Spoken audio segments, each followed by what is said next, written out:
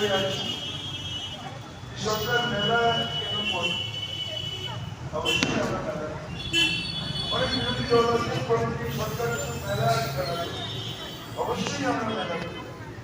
কারণ মেলা করি এই জন্য নয় উৎসব আমরা মেলা করি বুঝি এই যে আজকে আমরা এখানে মেলা হচ্ছে কোন মেলা মেল বন্ধন যার নামকরণ করেছিলেন মহাশ্রী দেবী। আজকে এখানে কতগুলো দোকান, কতগুলো ফুড স্টল, কত মানুষ তাদের সামগ্রী নিয়ে এসছেন।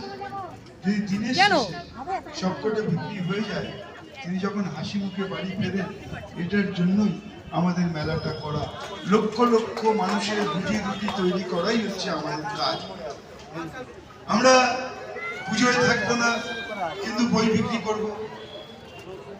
লোকে মা দুর্গা আসেন, সবাই সারা বছর অপেক্ষা করেন মা দুর্গা কখন আসবেন।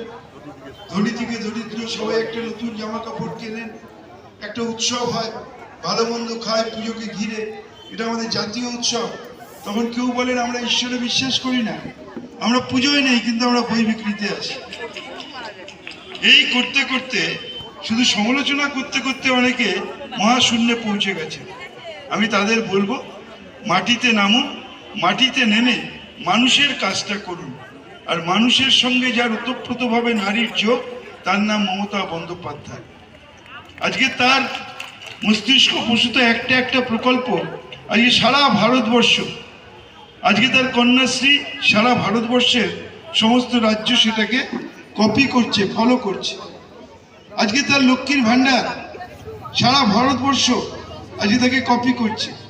এমনকি মা ক্যান্টিন সবাই আজকে ফলো করছে। আজকে কাজ করতে জানতে হয়। আমরাও গঙ্গাসাগরে কাজ করি, আমরা গঙ্গাসাগরে 5 দিন আমরা ঘুমোই না 1 মিনিটের জন্য, রাস্তায় থেকে কাজ করতে হয়। তাই ওখানেও লক্ষ লক্ষ কোটি কোটি মানুষ আসেন। কপিল দেব মুনির আশীর্বাদ, একটা ঘটনাও ঘটে না। আর যারা হাইটেক করে দিল, 1200 কোটি টাকা খরচা করলো, তারা মানুষকে নিরাপত্তা দিতে পারলো না। আজকে 100-এর উপরে মানুষ মারা গেল। পার্থক্যটা এখানেই। একজন শুধু ভাষণ আর মিডিয়াতে ভেসে থাকে, আমরা মাটির সঙ্গে যোগাযোগ রেখে শিকড়ে থেকে কাজ করি।